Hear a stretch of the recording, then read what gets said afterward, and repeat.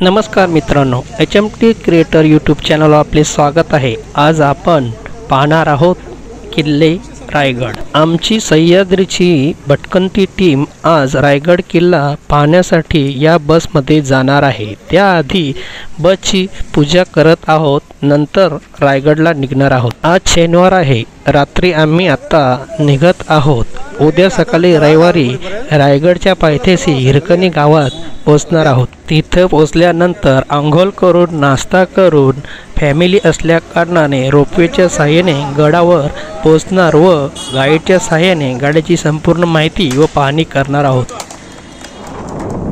मित्रांनो, हे आहे हिरकणी गाव।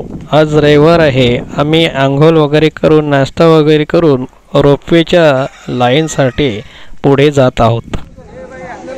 आणि हे आहे रोपवेसाठी जमलेले शिवप्रेमी। तर 8 वाजता रोपवेची लाईन सुरू होणार आहे, म्हणून सर्व लाईनला उभे आहेत। ही आहे सह्याद्रीची भटकंती टीम। आमची सर्व बसलेली आहेत आणि फोटो काढत आहेत।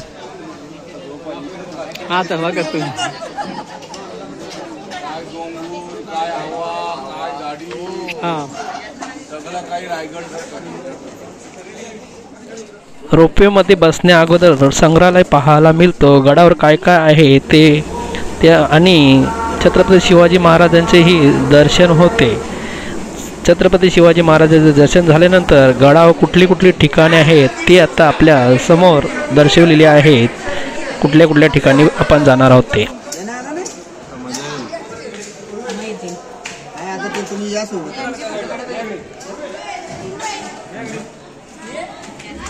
आता आम्ही रोपवेमध्ये बसलो आहोत आणि रोपवेमधून खालील देखावा नजारा पाहत आहोत। काय ती झाडे, घरे, डोंगर, असं स्वर्गमय दृश्य आपल्याला पाहायला मिळत आहे।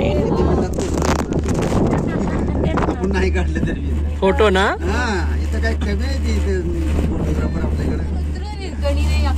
रोपवेच्या साहाय्याने आम्ही गडाच्या वर आलोय। हे जिथं तिकीट घर आहे तिथं आम्ही सर्व एकत्र जमा झालो आहोत आणि आता तिकीट काढणार आहोत।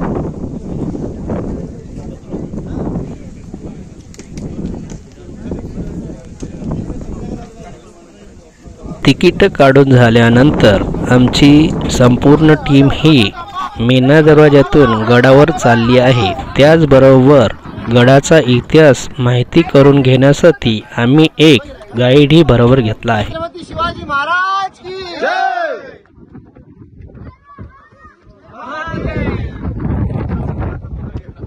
हे आपले ग्रुप मध्ये बाहेरचे लोक पण घुसले ना।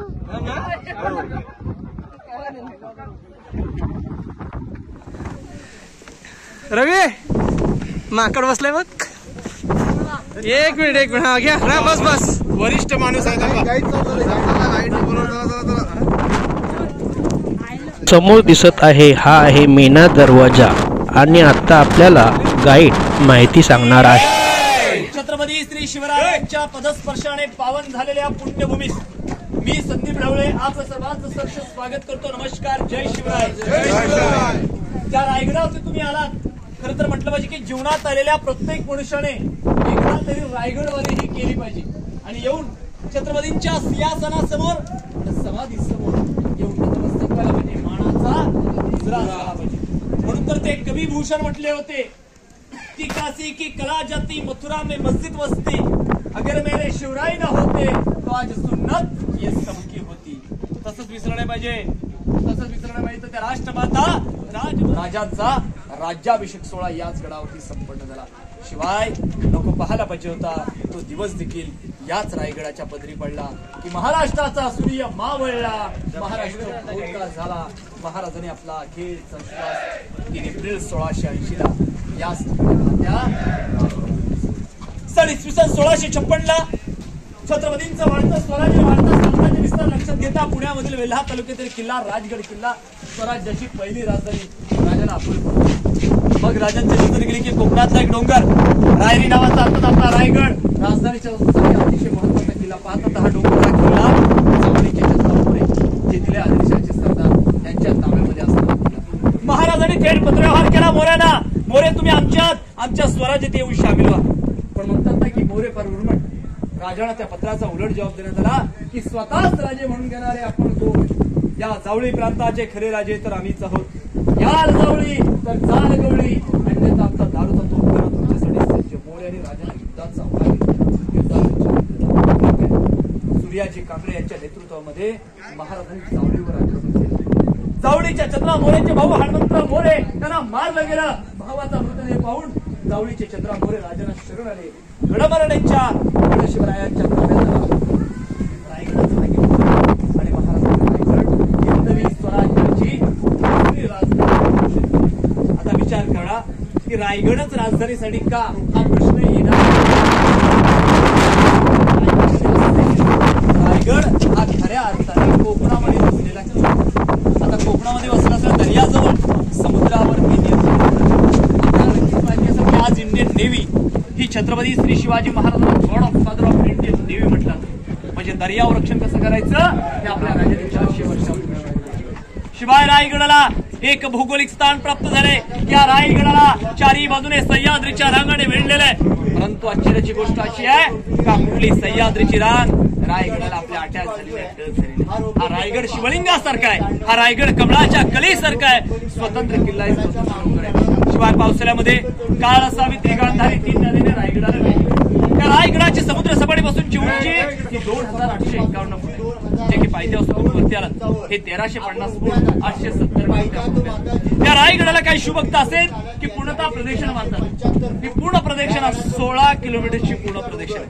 रायगड जो वरती पसरलाय आपला 1200 एकर मध्ये पसरला. 100 एकर मध्ये रायगडावर तुम्ही पायी चढून आलात. आता पायी जाणार 2000 पायऱ्या 60 किलोमीटरचं अंतर आहे. 1.5-2 तास लागतात वरती यायला. 96 झालेला प्रकल्प पुण्यामधील जोग कंपनीच्या सैनिक केवळ 4 मिनिटांमध्ये आपलं गडदर्शन झालेले. 128 पायऱ्या चढून त्या दरवाजातून आत आलो. हा आहे मेना गेट. महाराजांच्या राण्या व राजघराण्यातील स्त्रिया या सूर्यास्त पाहण्यासाठी खाली मेण्यामधून ये जा करत असत. पुण्याला मेना गेट असं म्हटलं तो. या साईडला राणीमाल आहे. आता इथून पुढे आपण एक स्पॉटची माहिती घेत समाधीपर्यंत जाणार. छत्रपती श्री शिवाजी महाराज की जय.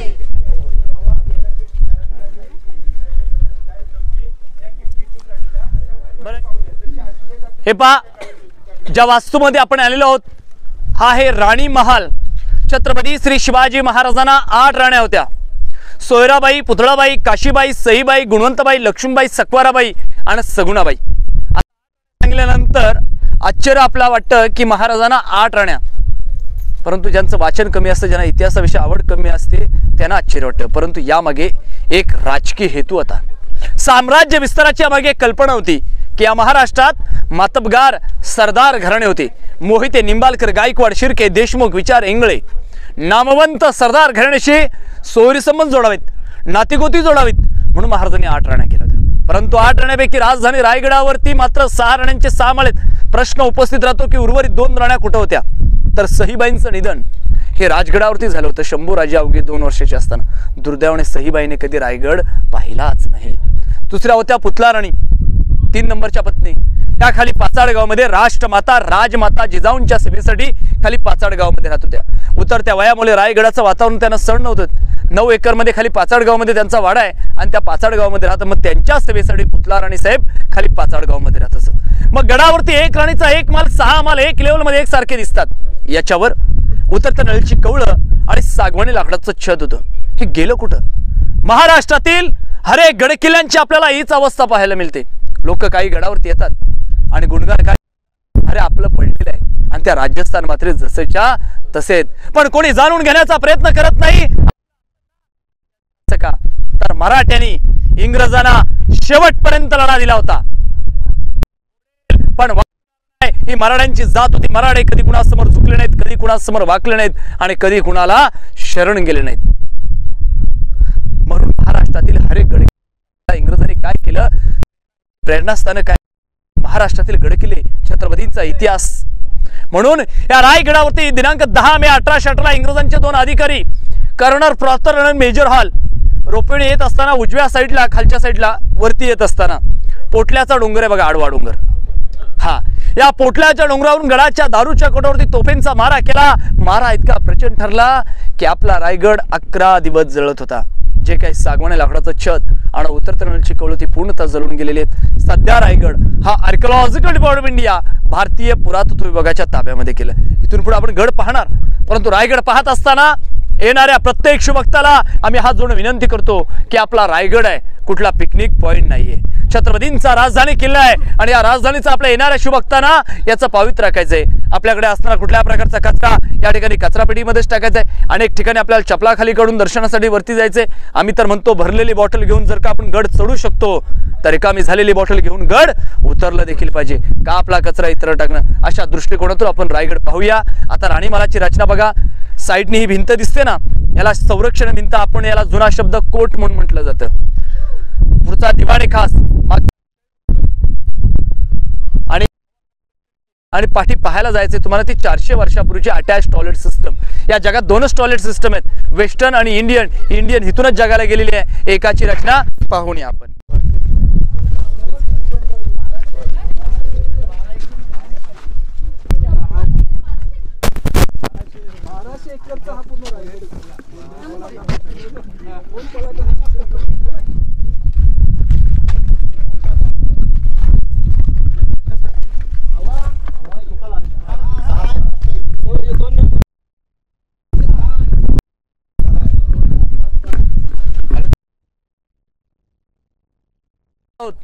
या पूर्ण भागाला बालेकिल्ला म्हणून ओळखला जातो।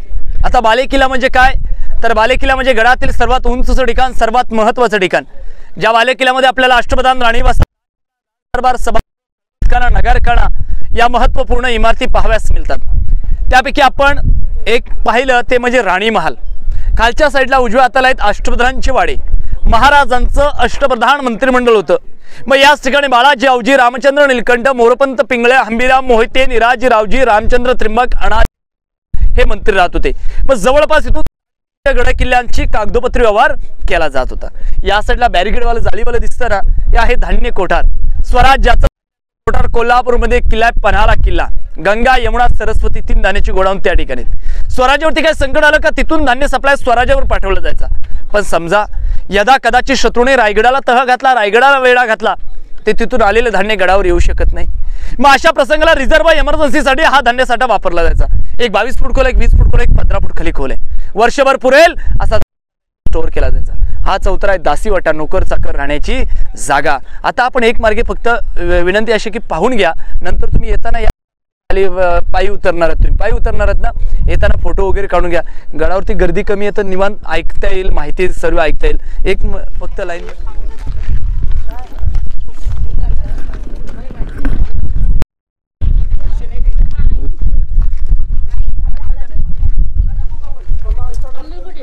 पैसे टाकले सर्वांनी, ते तर मोठी आहे बाप।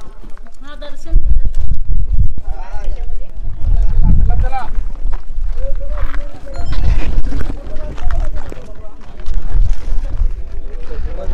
रायगडाच्या एक महत्त्वाच्या ठिकाणी तुम्ही आला। चप्पल खाली, चप्पल खाली, चप्पल खाली। राजाने अखेरचा श्वास सोडला या चौथऱ्यावरती। या भिंतीपासून तर त्या भिंतीपर्यंत हा संपूर्णतः छत्रपती श्री शिवरायांचा राहता राजवाडा। राजवाड्याने पाहिला तो 3 एप्रिल 1680चा दिवस की महाराष्ट्राचा सूर्य मावळला, महाराष्ट्र पोरका झाला। महाराजांनी आपला अखेरचा श्वास 3 एप्रिल 1680ला याच ठिकाणी या चौथऱ्यावरती सोडला। मग इथून देहयात्रा त्या जगदीश्वरापर्यंत गेली आणि त्या जगदीश्वराच्या प्रांगणामध्ये साबाजी भोसले यांच्यातून महाराजांना भडाग्नी प्राप्त झाली। हिंदवी स्वराज्याचे राजे, पण पुत्राग्नी सापडली नाही, मंत्राग्नी सापडली नाही। संभाजी राजे पणाल्याच्या नजर कैदेमध्ये होते, किंबहुना त्यांच्यापर्यंत ती बातमी पोहोचू दिली नाही।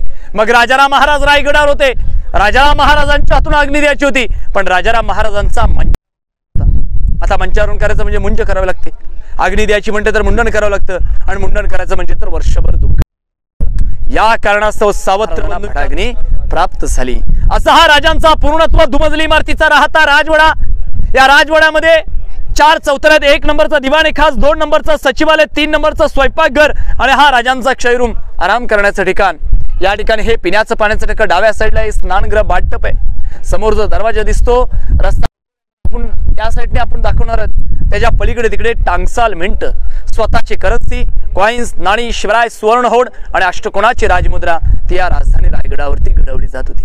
आज येणारा शुभक्त इतकी जाते म्हणून म्हटलं जातं की रायगडावर खडे पसरले शिवरायांच्या मोती, दुसरी धनदौलत नाही। बोला छत्रपती श्री शिवाजी महाराज की जय।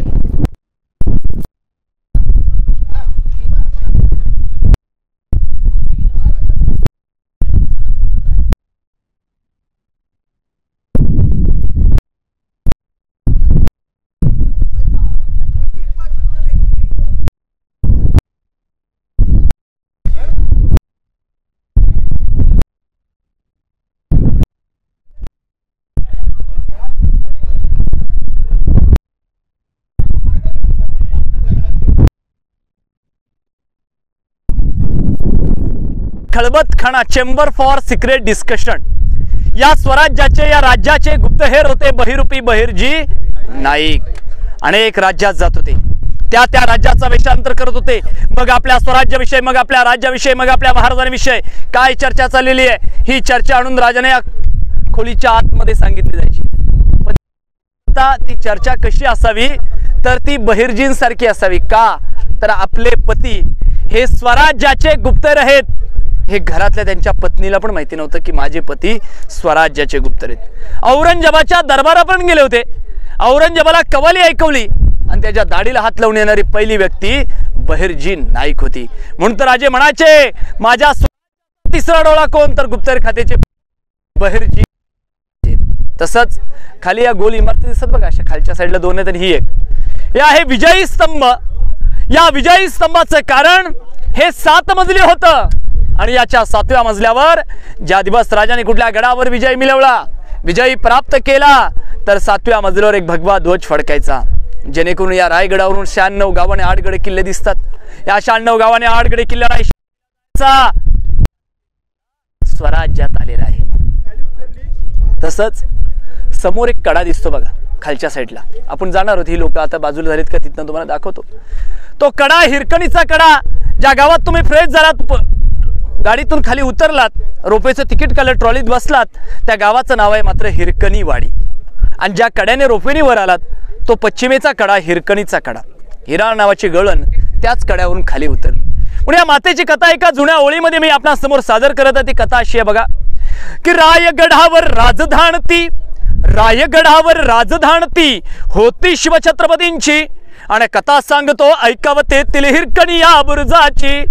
आणि वसले होते गाव तळासी, अहो वसले होते गाव तळासी, वाळुसरे या नावाचं, आणि राहत होतं कुटुंब छोट गरीब गवळ्या धनगराचं। आई को तान्हा मुलगा, अहो आई बाई को तान्हा मुलगा, कुटुंब होत छोटस आणि शोभत होत हिरा नाव त्या तडबदार घरवाळीच। सांज सकाळी हिरा जात असे दूध घेऊन गडावरती, अहो चालत होती उपजीविका त्या नेकीच्या धंद्यावरती। आणि एके दिवशी हिरा दूध घालण्याकरता क्षणभर विसावली, ध्यानी नाही मणी नाही, कवा सांजवेल ती टलून गेली। आणि सूर्यदेव मावलता झाले बंद गडाचे दरवाजे, मनात भ्याली हिरा म्हणाली घरी बाळतान माझ, हात जोडून करी विनवणी गडकरी खाली जाऊ द्या हो म्हणा। पण गडकरी म्हणती नाही आज्ञा शिवरायांची आम्हाला। आणि मग काय, बाळाची ती आठवण येता माय मावळी वेडी पिसी, आणि तो कडा उतरून बाळाला ती घेई कुशी, अतुलनीय धाडस पाहुणी महाराज देखील स्तंभित झाले। आणि मग काय, साडी चोळी हिरास देवणी प्रेमे सन्मानित केले, कड्याखाली त्या बुरुज बांधला साक्षाईच्या प्रेम, अजून तेथील हिरकणी बुरुजाची, तेथील हिरकणी बुरुज।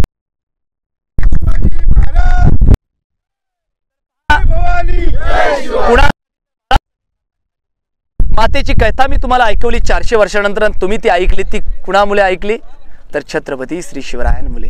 कारण की श्री सन्मान राजा ज्यांच्या दरबारात कधी स्त्री नाचली नाही, ज्यांच्या दरबारात नाही, ज्यांच्या दरबारामध्ये परस्त्रीला मातेचा दर्जा दिला जात होता, अशा महाराजांचा मान केला गेला। भरलेलं तळ नाव आहे गंगासागर तलाव। छत्रपती श्री शिवरायांचा राज्याभिषेक हा पंडितवन गागाभट्टांनी केला होता। हे गागाभट्ट पंडित आले होते, काशीवरून आले होते। येते वेळी 7 नद्यांचं पाणी आणलं।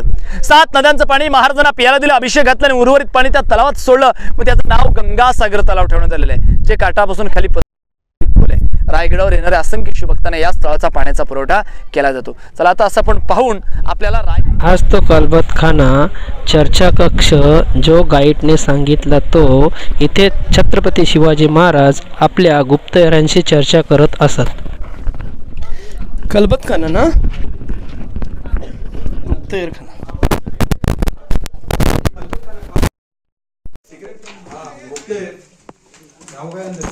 नाही पण आणशी मग ते कुठं जायचं रुटत नाही बघ दरवाजा आहे खाली जाण्याचा नाही असतील बॅक्टेरिया असतील याला कसं याच ठिकाणी हिंदवी स्वराज्य घडलं। याच ठिकाणी महाराज शिवछत्रपती झाले, सिंहासनाधीश्वर झाले आणि मराठ्यांचे राजे आपल्या तख्तावर विराजमान झाले। या राजांचं 32 मन सोन्याचं स्वर्णजडी सिंहासन होतं। एक मन म्हटलं तर ते 40 किलो वजन, ज्याला आपण मयूर सिंहासन म्हणतो।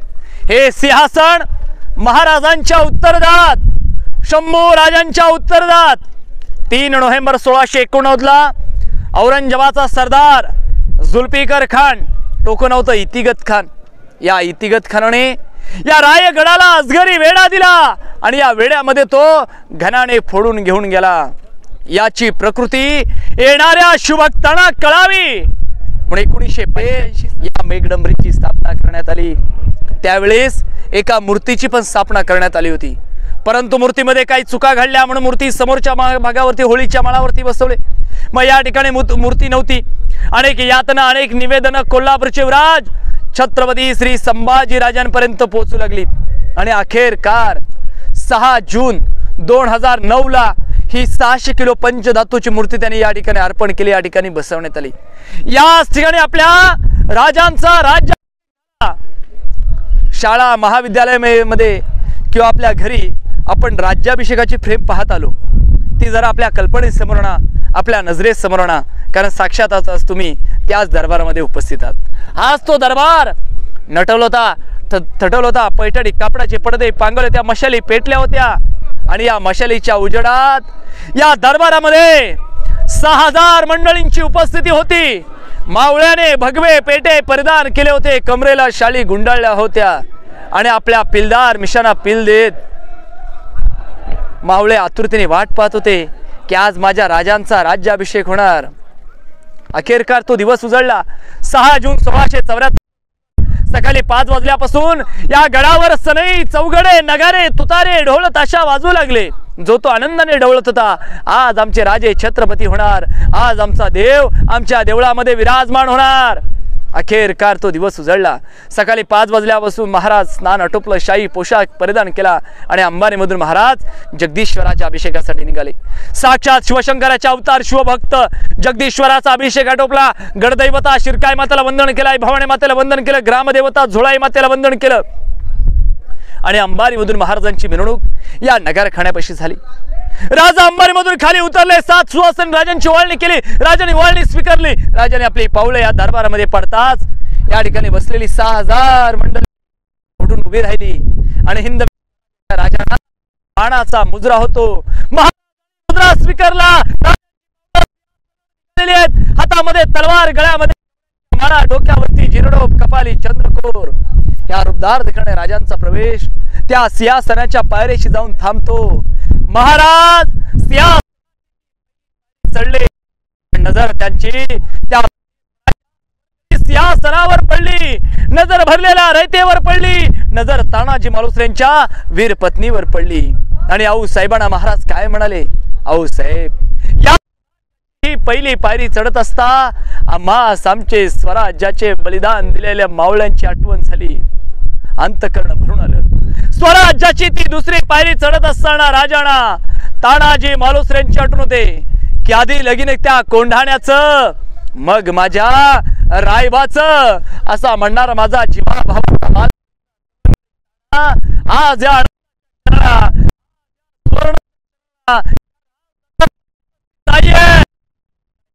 राज्याच्या निर्मितीसाठी त्यांनी आपल्या प्राणाला दिलं. म्हणून हिंदवी स्वराज्याच्या दुसऱ्या पायऱ्यावर स्वराज्याची तिसरी पायरी चढत असताना राजांना बाजी प्रभू देशपांडेंची आठवण होते की राज लाख मेले तरी सगळा पाहिजे राज. जोपर्यंत या बाजीच्या शरीरामध्ये श्वास शिल्लक आहे तोपर्यंत ही घोरखिंड एकही गनिम चढणार नाही. विशालगड गाठा राज आणि त्या विशाल गडावरती पोहोचल्यानंतर 2 तोफेंचे आवाज द्या. तोपर्यंत हा बाजी लढेल आणि तोपर्यंत बाजी लढला आणि अखेरकार स्वराज्यासाठी बाजी त्या ठिकाणी धारा तीर्थ पडले. स्वराज्याची ती 4थी पायरी चढत असताना राजांना सर सेनापती प्रतापराव गुजरांची आठवण जाते की प्रतापरावांनी बहिलोल खानाला अभयदान दिलं होतं. बातमी राजांना कळाली की प्रतापरावांनी बहिलोल खानाला अभयदान दिलं.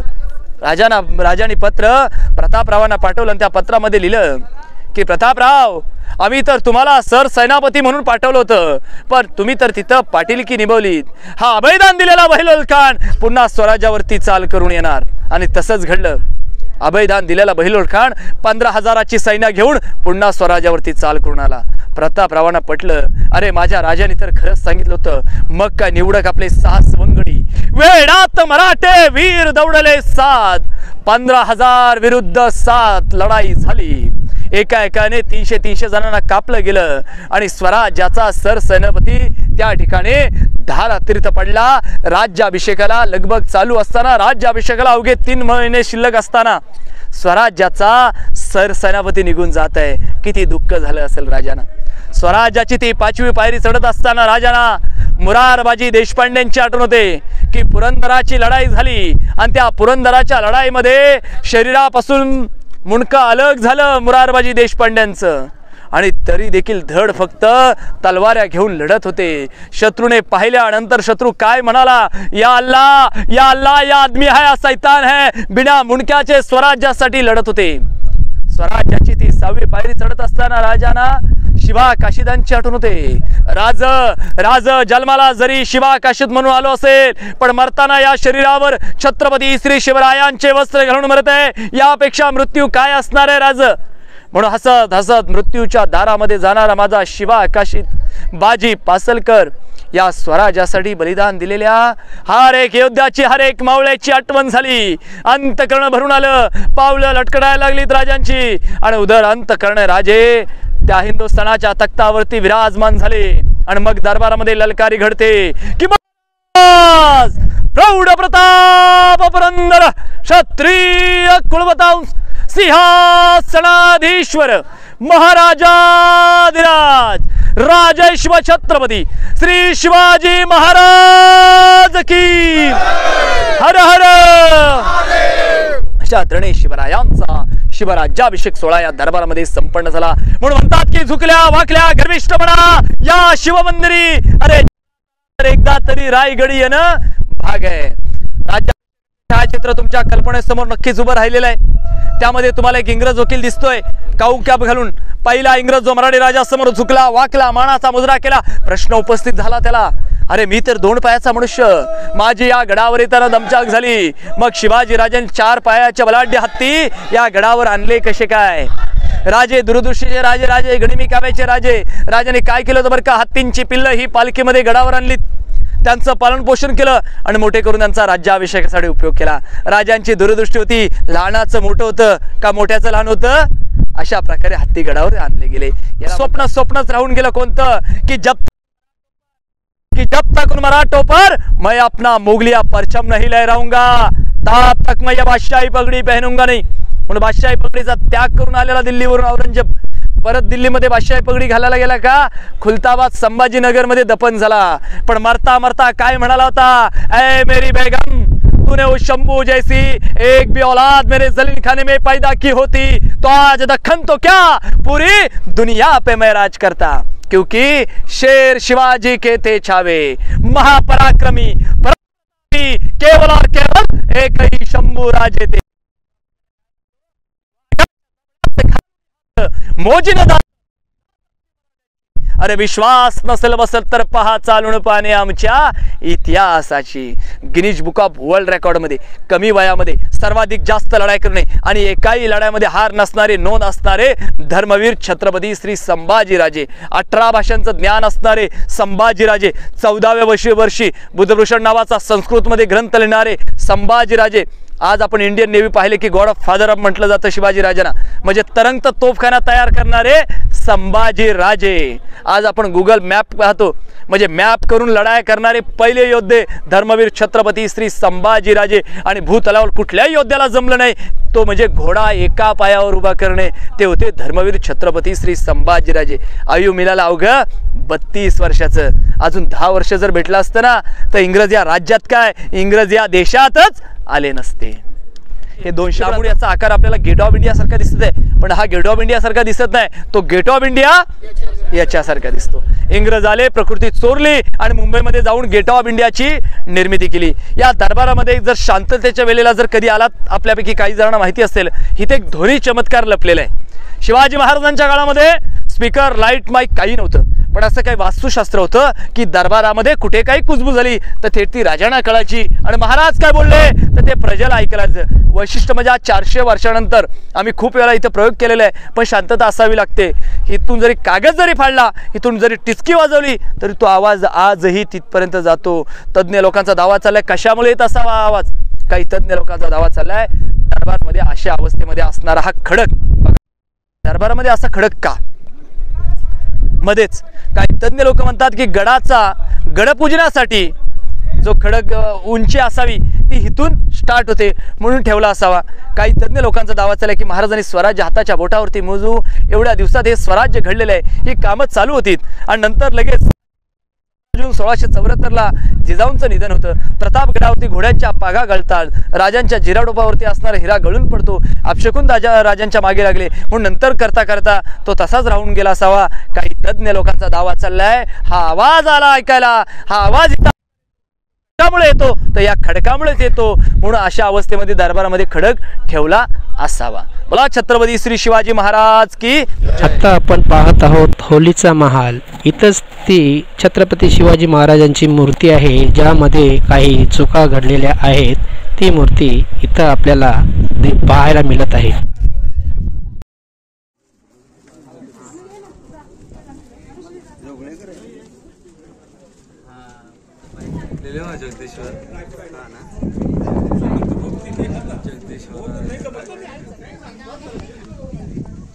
अजून शोधतात ना, अजून घराघर सापडतात खरंच.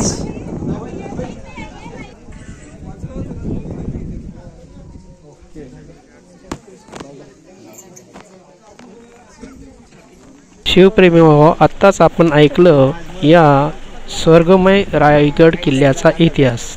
तो अशा प्रकारे रायगड हा भव्य किल्ला चंद्रराव मोरे यांनी 1030 बांधला होता. त्यावेळी त्याला रायरी म्हणून ओळखलं जात असे.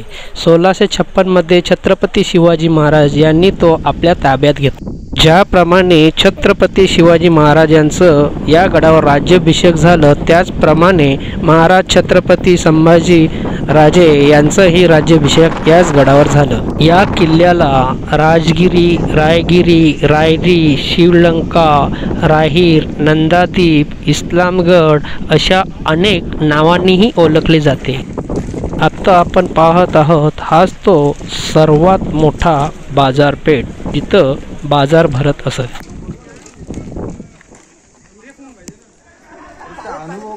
गाईडने सांगितलेला हाच तो दरवाजा, ज्याच्या सारखा गेट ऑफ इंडिया दिसत आहे.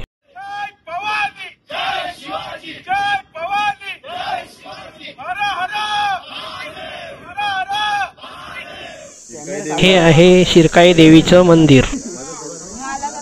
हेच ते गंगासागर तलाव, ज्यामध्ये राज्यांच्या राज्याभिषेकासाठी आणलेले 7 नद्यांचं पाणी उरलेलं या तलावामध्ये टाकले आणि त्यानंतर या तलावाचं गंगासागर नाव असे पडले.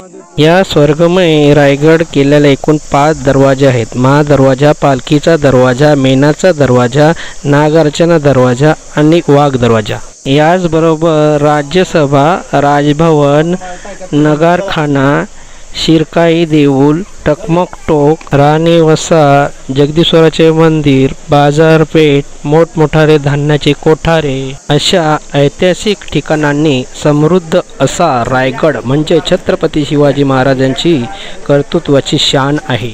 हे सर्व पाहिल्यानंतर खरंच स्वर्गात येऊन स्वर्गाचं दर्शन घेतलं याची जाण होते.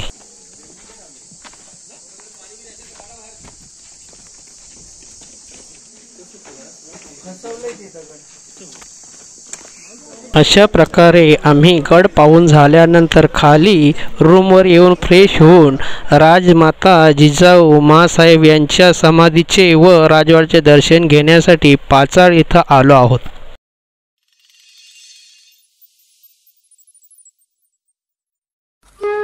आमच्या भटकंती टीममधील अजय पाटील यांनी ड्रोनच्या साहाय्याने घेतलेले काही दृश्य आपण आता पाहूया. हे आहे भव्य असं मोठं रायगडावरील बाजारपेठ.